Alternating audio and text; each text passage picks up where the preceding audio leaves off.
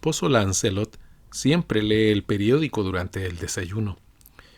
Lo primero que veo de él es su rostro enjuto y abstraído, con ese perpetuo aire de furia y de desconcertada frustración. En vez de saludarme, se acerca el periódico a la cara. Luego, solo veo el brazo que sale de detrás del periódico para coger una segunda taza de café, donde acabo de echar la acostumbrada medida de azúcar, ni mucha ni poca, para evitar que él me fulmine con la mirada. Ya no lamento esta situación. Al menos nos permite desayunar en paz. Sin embargo, esta mañana la paz fue interrumpida cuando Lancelot vociferó: ¡Santo cielo! Ese idiota de Paul Farver ha muerto, apoplejía. Apenas reconocí el nombre. Lancelot lo había mencionado en ocasiones, así que yo lo conocía como uno de sus colegas, otro físico teórico. Por el exasperado epíteto de mi esposo tuve la razonable certeza de que era un físico de cierto renombre que había alcanzado el éxito no conseguido por Lancelot. Dejó el periódico y me miró, irritado. ¿Por qué llenan las necrológicas con estos embustes? Lo convierten en un segundo Einstein solo porque ha muerto de apoplejía. Si había un tema que yo había aprendido a eludir era el de las necrológicas. Ni siquiera me atreví a asentir. Lancelot arrojó el periódico y se marchó de la habitación dejando los huevos a medio terminar y la segunda taza de café sin tocar. Suspiré. ¿Qué más podía hacer? ¿Qué más? Claro que el verdadero nombre de mi esposo no es Lancelot Stebbins. Cambio los nombres y las circunstancias para proteger a cierta persona. Aún así, aunque utilizara los nombres reales, nadie reconocería a mi esposo. Lancelot tenía cierto talento en este sentido, un talento para pasar inadvertido. Invariablemente a alguien se le adelantaba en sus descubrimientos, o un descubrimiento mayor y simultáneo lo dejaba en segundo plano. En las convenciones científicas sus ponencias atraían poco público porque en otra sección alguien presentaba una ponencia más importante. Como es lógico, esto había hecho mella en él. Lo cambió. Cuando nos casamos hace 25 años, él era un partido interesante. Gozaba de buena posición gracias a una herencia y ya era un físico ambicioso y prometedor. En cuanto a mí, creo que entonces era bonita, pero eso no duró. Lo que duró fue mi introversión y mi ineptitud para ese éxito social que un profesor joven y emprendedor necesita en una esposa. Tal vez eso formase parte del talento de Lancelot para pasar inadvertido. Si se hubiera casado con una mujer más brillante, quizás ella lo hubiera iluminado hasta hacerlo visible. Es posible que Lancelot lo comprendiese al cabo de un tiempo y por eso se volvió distante tras un par de años de moderada felicidad. A veces yo misma lo creía así y me sentía culpable. Pero luego pensé que era solo por su sed de fama, que creció al no ser satisfecha. Dejó su puesto docente y construyó un laboratorio propio en las inmediaciones de la ciudad, donde, según decía, dispondría de un terreno barato y aislado. El dinero no constituía un problema. En esa especialidad el gobierno era generoso con las subvenciones y siempre se conseguían. Además, él hacía uso de nuestro propio dinero sin reserva ninguna. Yo trataba de respaldarlo. Pero no es necesario, Lancelot, le decía. No tenemos problemas económicos. Ellos no te niegan un puesto en la universidad. Yo solo quiero hijos y una vida normal. Pero lo consumía una llama que lo cegaba para todo lo demás. Se volvió furiosamente hacia mí. Hay algo que debe venir primero. El mundo de la ciencia tiene que reconocerme por lo que soy, por un gran investigador. En esa época aún vacilaba al aplicarse la palabra genio. Fue en balde. La suerte se ensañaba con él. Su laboratorio era un hervidero de actividad y Lancelot contrataba ayudantes con sueldos estupendos y se deslomaba trabajando, pero no obtenía resultados. Yo seguía esperando que desistiera, que regresara a la ciudad y nos permitiera llevar una vida normal y apacible. Lo esperaba, pero cada vez que él estaba a punto de admitir la derrota, surgía una nueva batalla, un nuevo intento de asaltar los bastiones de la fama. En cada ocasión acometía con esperanzas renovadas y caía víctima de la desesperación. Y siempre se desquitaba conmigo, pues si el mundo lo maltrataba, podía desahogarse maltratándome a mí. No soy una persona valiente, pero empecé a pensar que debía abandonarlo. Y, sin embargo, era evidente que durante el último año se había estado preparando para otra batalla. Una más, pensé. Había en él algo más intenso, más crispado que antes, el modo en que murmuraba a solas y se reía por nada, o las veces que se pasaba días sin comer y noches sin dormir. Incluso se acostumbró a guardar apuntes del laboratorio en una caja de caudales del dormitorio, como si recelara de sus propios ayudantes. Yo tenía la fatalista certeza de que ese intento también fracasaría, y si fracasaba a su edad tendría que reconocer que su última oportunidad había pasado. Tendría que desistir. Así que decidí aguardar, armándome de paciencia. Pero la lectura de aquella necrológica durante el desayuno fue una especie de sacudida. Una vez, en una ocasión similar anterior, yo comenté que al menos él podría contar con un cierto grado de reconocimiento en su nota necrológica. Supongo que no fue un comentario muy inteligente, pero mis comentarios nunca lo son. No fue más que un intento de bromear para arrancarlo de una creciente depresión que, como yo sabía por experiencia, lo volvería insoportable. Y tal vez hubiera en mi comentario un poco de despecho inconsciente, francamente, no lo sé. De cualquier modo, se giró impetuosamente hacia mí y, temblándole todo el cuerpo y uniendo sus oscuras cejas sobre los ojos hundidos, me gritó con estridencia: «Pero jamás leeré mi necrológica. Me privarán hasta de eso». Y me escupió deliberadamente. Me fui corriendo a mi dormitorio. Nunca se disculpó, pero tras unos días de evitarlo por completo continuamos nuestra fría existencia como de costumbre. Ninguno de los dos hizo referencia alguna al incidente. Y ahora, otra nota necrológica. Sentada a la mesa del desayuno comprendí que para él era la gota que colmaba el vaso, la culminación de su prolongado fracaso. Intuí que sobrevendría una crisis y no sabía si temerla o recibirla con gusto. Tal vez debiera recibirla con gusto. Era imposible que un cambio no fuera para mejor. Poco antes del almuerzo fue a verme a la sala de estar, donde un cesto de costura me ocupaba las manos y un poco de televisión me ocupaba la mente. «Necesitaré tu ayuda», dijo en un tono brusco. Hacía más de 20 años que no me decía nada semejante e involuntariamente me ablandé. Parecía estar poseído de una euforia enfermiza. Había un rubor en sus pálidas mejillas. «Con mucho gusto», contesté. «¿Si hay algo que pueda hacer por ti?» «Sí, hay algo. Les he dado a mis ayudantes un mes de vacaciones. Se marcharán el sábado y luego tú y yo trabajaremos a solas en el laboratorio. Te lo digo ahora para que no organices ninguna actividad para la semana próxima». Me amilané un poco. «Pero Lancelot, sabes que no puedo ayudarte en tu trabajo. Yo no entiendo». «Lo sé», me interrumpió con desdén. «Pero no tienes que entender mi trabajo. Solo es preciso que sigas unas cuantas instrucciones y que lo hagas con cuidado. Lo cierto es que por fin he descubierto algo que me pondrá donde merezco». «Oh, Lancelot», se me escapó sin darme cuenta, pues había oído esa frase varias veces. «Escúchame, tonta. Por una vez trata de comportarte como una adulta. Esta vez lo he conseguido. Esta vez nadie puede adelantárseme porque mi descubrimiento se basa en un concepto tan heterodoxo que ningún físico viviente excepto yo tendría el genio suficiente para pensar en ello, al menos durante toda una generación. Y cuando mi trabajo se difunda por el mundo quizás se me reconozca como el mayor científico de todos los tiempos». «Me alegro por ti, Lancelot. He dicho que quizá se me reconozca. También podría suceder lo contrario. Se cometen muchas injusticias a la hora de atribuir los méritos científicos. He escarmentado ya demasiadas veces. Así que no bastará con anunciar el descubrimiento. Si lo hago, todos se pondrán a trabajar en ello y al cabo de un tiempo seré solo un nombre en los libros de historia y la gloria estará distribuida entre un montón de oportunistas». Creo que la única razón por la que me habló entonces, 3 días antes de iniciar el trabajo que planeaba, fue porque ya no podía contenerse. Necesitaba contarlo y yo era una nulidad tal que no resultaba peligroso confiar en mí.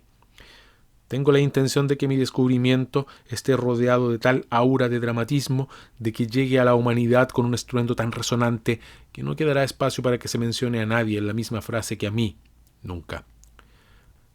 Lancelot estaba yendo demasiado lejos, y yo temía el efecto de otra desilusión. No estaría enloqueciendo. «Lancelot, ¿por qué molestarnos? ¿Por qué no desistir? ¿Por qué no nos tomamos unas largas vacaciones? Has trabajado con empeño y durante muchísimo tiempo, Lancelot. Tal vez pudiéramos hacer un viaje a Europa. Siempre he querido». Pegó una patada en el suelo. «¿Por qué no dejas de soltar esos estúpidos maullidos? El sábado vendrás conmigo al laboratorio». Dormí mal las 3 noches siguientes. Él nunca se había portado de ese modo, nunca había llegado a tal extremo. ¿Acaso ya se había vuelto loco? ¿Podía ser locura de verdad? Una locura nacida de una desilusión insoportable y despertada por la nota necrológica. Se había deshecho de sus ayudantes y me quería en el laboratorio. Antes nunca me dejaba entrar allí. Sin duda se proponía hacerme algo, someterme a un experimento demencial o matarme, sin más. Durante esas desdichadas noches de miedo pensaba en llamar a la policía, en huir, en cualquier cosa. Pero luego llegaba la mañana y pensaba que no estaba loco y que sin duda no me trataría con violencia. Ni siquiera el episodio del escupitajo era violento de verdad y en realidad nunca había intentado causarme daño físico. Así que me resigné a esperar y el sábado me dirigí con la docilidad de una gallina hacia lo que podía ser su muerte. Juntos, en silencio, recorrimos el sendero que unía la casa con el laboratorio. El laboratorio era intimidatorio ya por sí mismo, y entré con toda cautela, pero Lancelot me reprendió. Oye, deja ya de mirar a tu alrededor como si fuera a hacerte daño. Solo tienes que hacer lo que yo te diga y mirar a donde yo te indiqué. Sí, Lancelot. Me había conducido a una pequeña habitación cuya puerta estaba cerrada con candado. Estaba muy abarrotada de objetos de extraña apariencia, con muchos cables. Antes de nada, ¿ves este crisol de hierro? Sí, Lancelot. Era un pequeño pero profundo recipiente de metal grueso con manchas de herrumbre en el exterior. Estaba cubierto con una tosca red de alambre. Dentro vi un ratón blanco y con las patas delanteras en el lado interior del crisol y el hocico en la red de alambre, temblando de curiosidad o quizá de ansiedad. Me temo que di un salto, pues ver un ratón inesperadamente es alarmante, al menos para mí. No te va a hacer nada, gruñó Lancelot. Ahora ponte contra la pared y obsérvame. Mis temores se agudizaron. Tenía la certeza de que un rayo saldría de alguna parte y me quemaría viva, de que una cosa metálica y monstruosa saldría y me trituraría, de que... Cerré los ojos. Pero no sucedió nada, no a mí, al menos. Solo oí un siseo, como si un petardo hubiera fallado. «¿Bien?», me dijo Lancelot.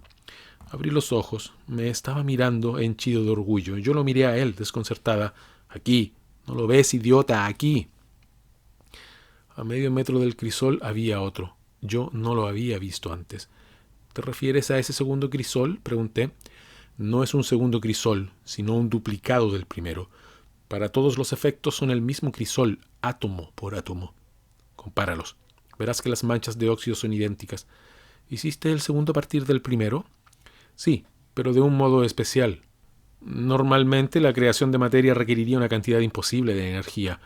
Se necesitaría la fisión total de 100 gramos de uranio para crear un gramo de materia duplicada, incluso con un rendimiento perfecto. El gran secreto que he descubierto es que la duplicación de un objeto en un punto del futuro requiere escasa energía si dicha energía se aplica correctamente. La esencia de esta proeza, querida, es que al crear el duplicado y traerlo de vuelta he logrado el equivalente del viaje por el tiempo. El hecho de que me dirigiera un término afectuoso revelaba su grado de exaltación y felicidad. «Es extraordinario», exclamé, pues a decir verdad estaba muy impresionada. «¿El ratón también ha vuelto?». Miré dentro del segundo crisol y tuve otro sobresalto desagradable. Había un ratón blanco y muerto. Lancelot se ruborizó un poco. «Es un inconveniente. Puedo traer de vuelta la materia viviente, pero no como materia viva, sino muerta». «Qué lástima. ¿Por qué?». «Aún no lo sé. Sospecho que los duplicados son del todo perfectos a escala atómica. Desde luego no hay daños visibles. Las disecciones lo demuestran». «¿Podrías preguntar?». Me callé de inmediato ante su mirada. Comprendí que era mejor no sugerir una colaboración, pues sabía por experiencia que en tal caso el colaborador recibiría invariablemente todo el mérito por el descubrimiento.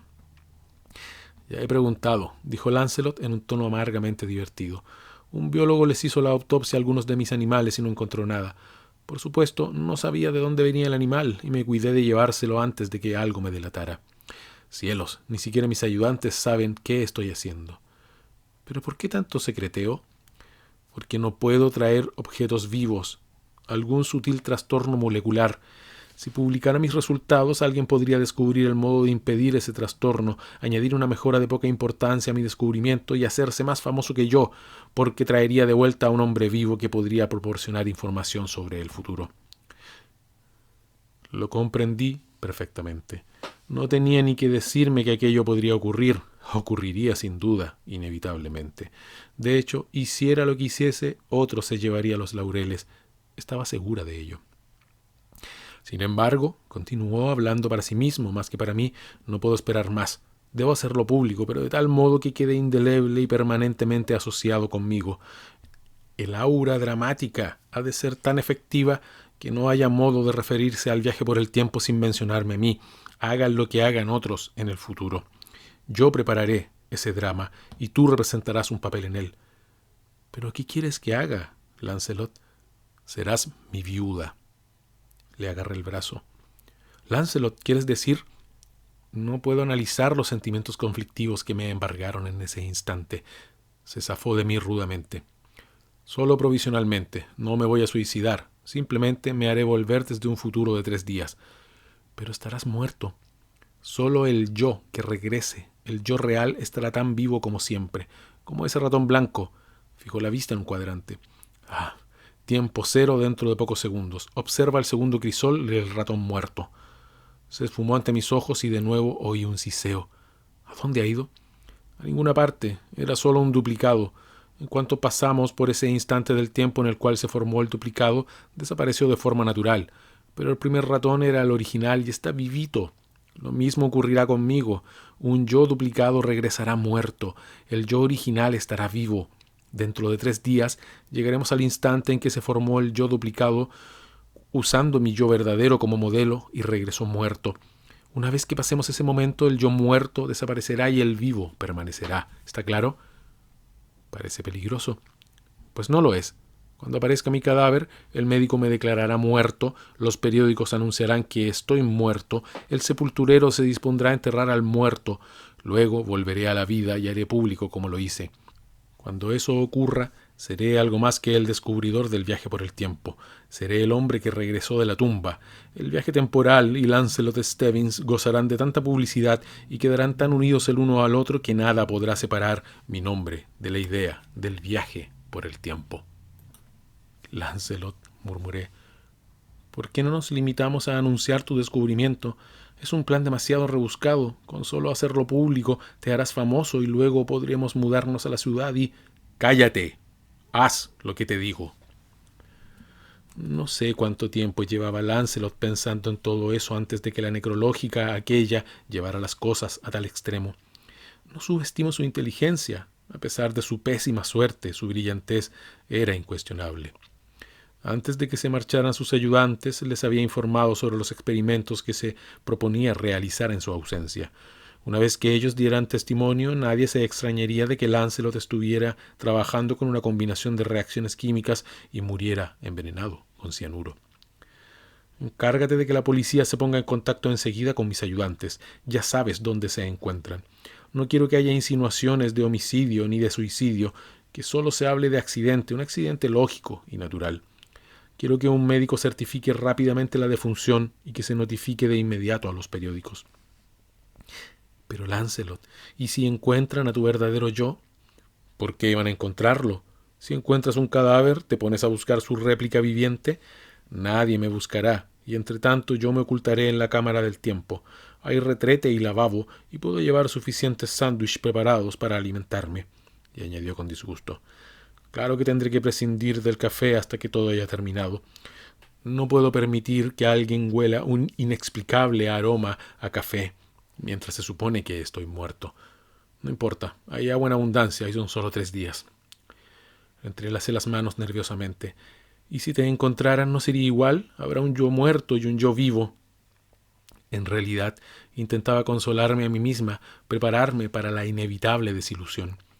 No, no sería igual. Todo se convertiría en un engaño que había fracasado. Me haría famoso, pero solo como un tonto. Pero Lancelot, dije cautamente, siempre algo sale mal. No esta vez. Pero siempre dices no esta vez y sin embargo siempre... Pálido por la rabia y con los ojos en blanco, me agarró del codo y me zarandeó, pero no me atreví a gritar.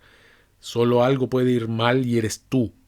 Si me delatas, si no desempeñas perfectamente tu papel, si no sigues las instrucciones al pie de la letra, yo... Pareció buscar el castigo apropiado y dijo, te mataré. Volví la cabeza aterrorizada y traté de zafarme, pero él me retuvo con fuerza. Su fuerza era notable cuando lo poseía la ira.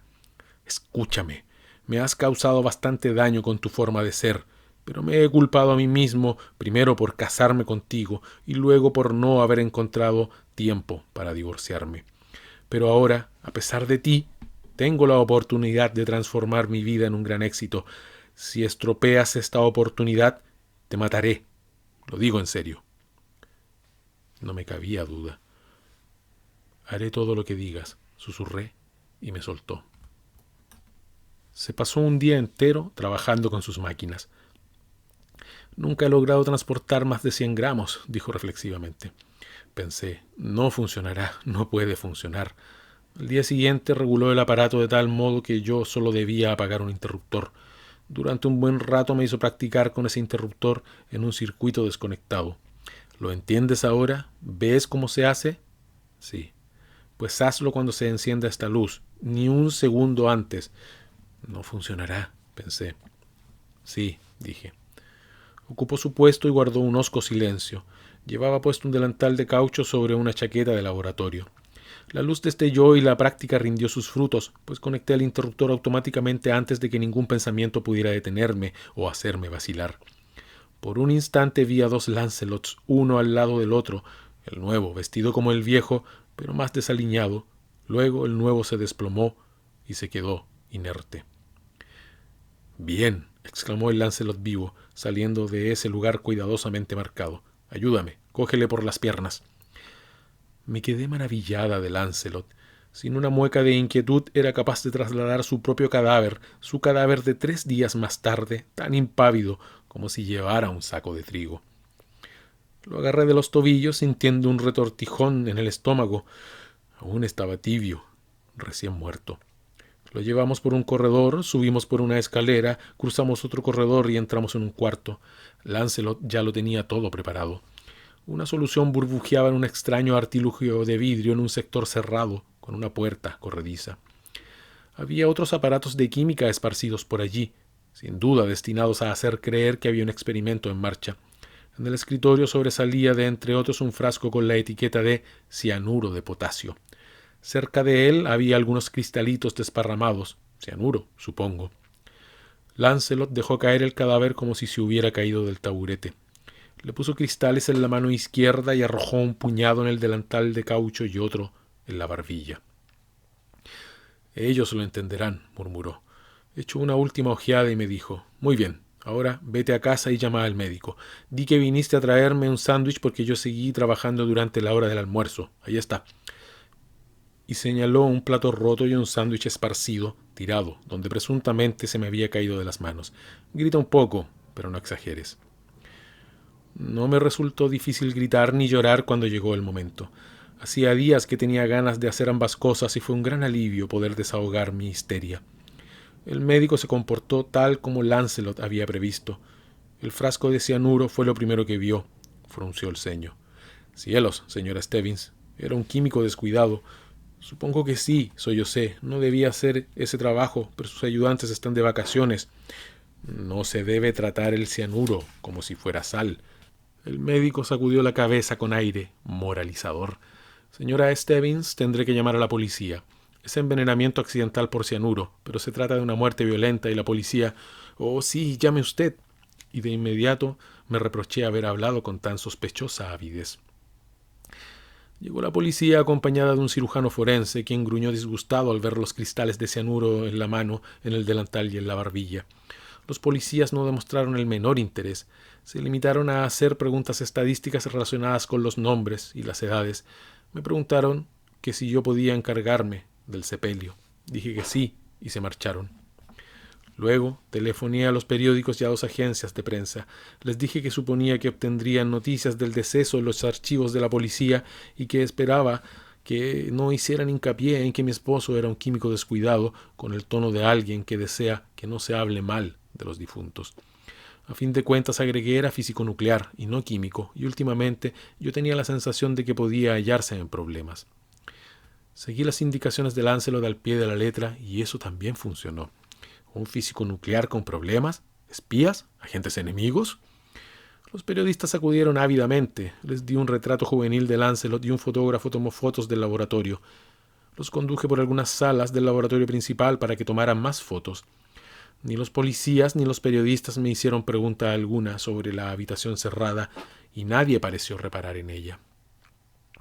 Les di también un montón de material profesional y biográfico que Lancelot había dejado preparado y les conté varias anécdotas destinadas a revelar una combinación de humanidad y brillantez.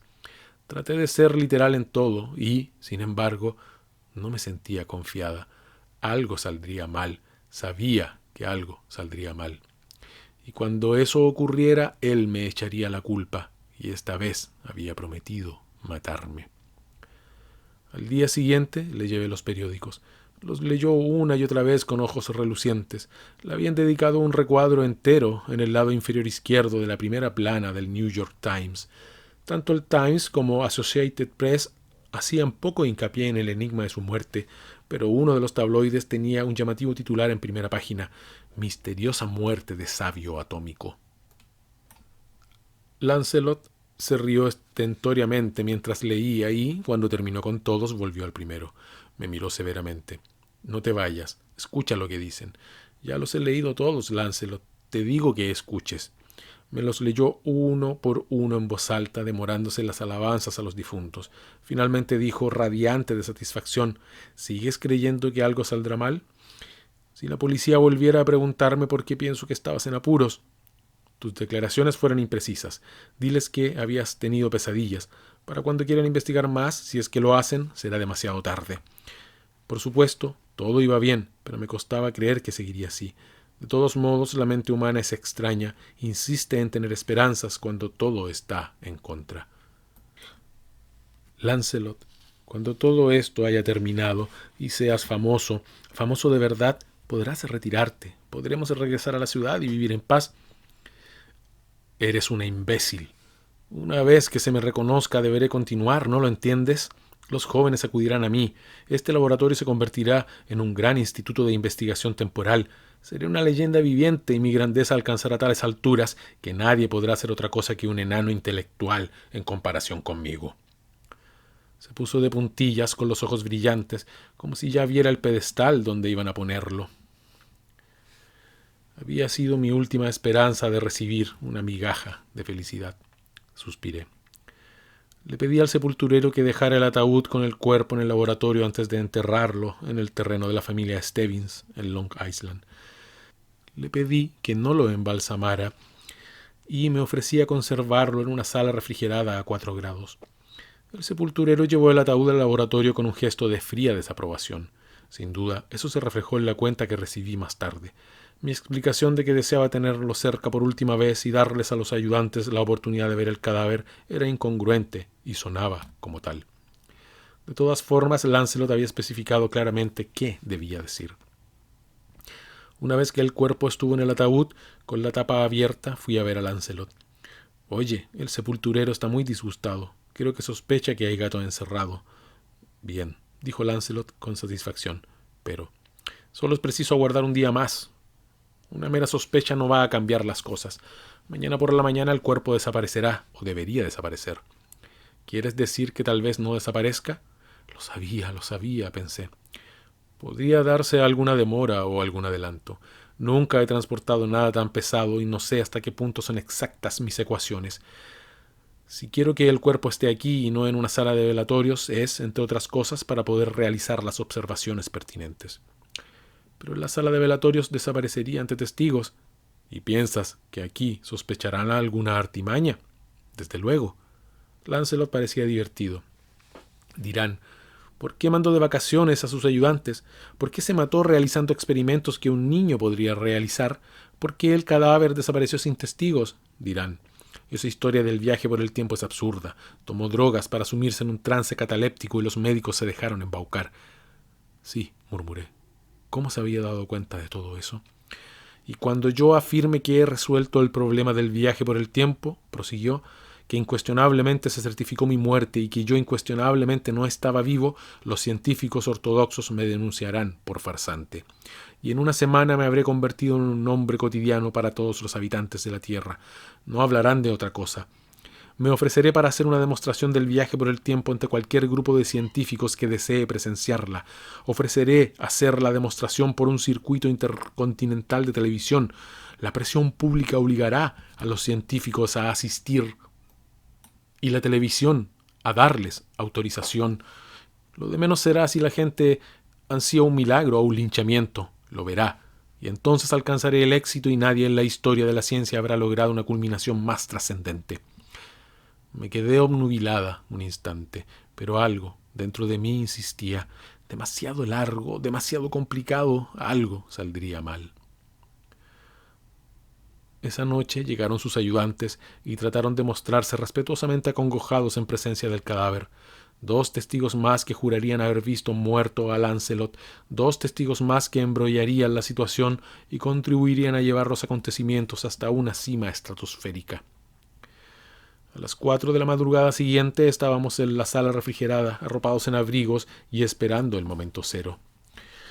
El eufórico Lancelot revisaba sus instrumentos una y otra vez mientras el ordenador trabajaba constantemente. No sé cómo lograba mover los dedos con tanta agilidad haciendo el frío que hacía. Yo estaba totalmente alicaída. Era el frío, el cadáver en el ataúd, la incertidumbre del futuro. Hacía una eternidad que estábamos allí cuando Lancelot exclamó a media voz: «Funcionará. Funcionará tal como predije. A lo sumo, la desaparición se retrasará 5 minutos, y esto tratándose de 70 kilogramos de masa. Mi análisis de las fuerzas cronométricas es magistral». Me sonrió, pero también le sonrió al cadáver con igual calidez. Noté que tenía la chaqueta arrugada y desaliñada, igual que el segundo Lancelot, el muerto, cuando apareció. La llevaba puesta desde hacía 3 días, hasta para dormir. Lancelot pareció leerme los pensamientos, o tal vez la mirada, pues bajó la vista a su chaqueta y dijo: «Sí, será mejor que me ponga el delantal. Mi segundo yo lo tenía puesto cuando apareció». «¿Qué ocurriría si no te lo pusieras?», pregunté con voz neutra. «Tendría que hacerlo. Sería necesario. Algo me lo habría recordado. De lo contrario, él no habría aparecido con el delantal puesto». Entrecerró los ojos. «¿Sigues creyendo que algo saldrá mal?». «No lo sé», murmuré. «¿Crees que el cuerpo no desaparecerá o que yo desapareceré?». No respondí. «¿No ves que mi suerte ha cambiado al fin?», chilló. «¿No ves que todo sale a la perfección y según lo planeado? Seré el hombre más grande que haya vivido. Vamos, calienta agua para el café». De pronto recobró la calma. «Servirá para celebrar que mi doble nos abandona y yo regreso a la vida. Hace 3 días que no tomo café». Era café instantáneo, pero después de 3 días se conformaría con eso. Manipulé el calentador eléctrico del laboratorio con los dedos congelados hasta que Lancelot me empujó a un lado y puso a calentar una jarra de agua. «Tardará un rato», dijo, poniendo al máximo el mando. Miró al reloj y a los cuadrantes de las paredes. «Mi doble se habrá ido antes de que el agua hierva. Ven a mirar». Se puso a un lado del ataúd. Yo vacilé. «Ven», me ordenó. Fui. Se miró con infinito placer y esperó. Ambos esperamos, con la vista fija en el cadáver.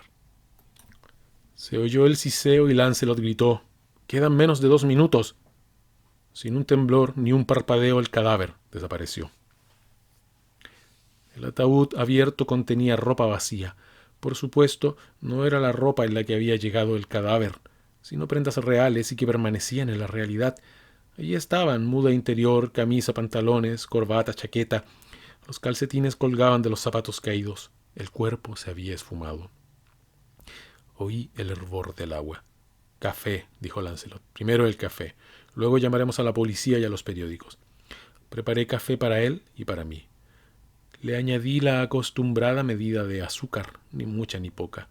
Incluso en aquella situación, sabiendo que esa vez no le importaría, no pude contra el hábito. Sorbí mi café sin crema ni azúcar, según mi costumbre, y el calor me reanimó. Él revolvió su café. «Con todo lo que he esperado», dijo en voz baja. Se llevó la taza a los labios, que sonreían triunfantes, y bebió. Fueron sus últimas palabras. Ahora que todo había terminado, sentí un cierto frenesí. Me las apañé para desnudarlo y ponerle la ropa del cadáver desaparecido. Logré levantar el cuerpo y tenderlo en el ataúd. Le coloqué los brazos sobre el pecho. Lavé todo rastro de café en el fregadero de la otra habitación y también el azucarero. Una y otra vez la lavé hasta que desapareció todo el cianuro que había sustituido al azúcar. Llevé su chaqueta de laboratorio y el resto de la ropa al cesto donde guardé las que había traído el doble. El segundo juego había desaparecido y puse allí el primero.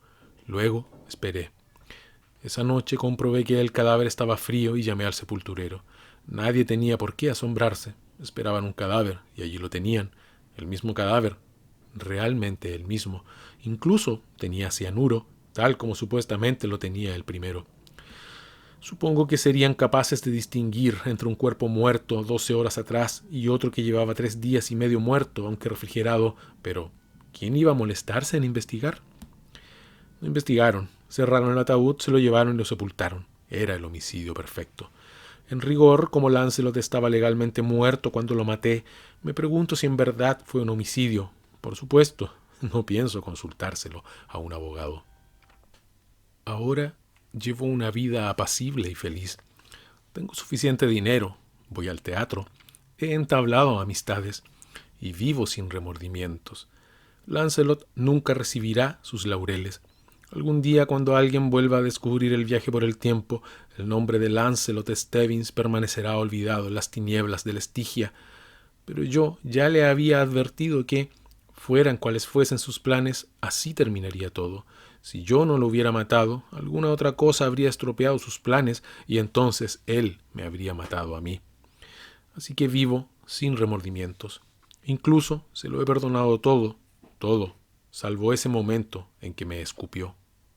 Resulta irónico que gozara de un instante de felicidad antes de morir, pues recibió una dádiva que pocos han tenido, y él fue el único que pudo saborearla. A pesar del berrido que me pegó aquella vez que me escupió, Lancelot tuvo la oportunidad de leer su propia necrológica.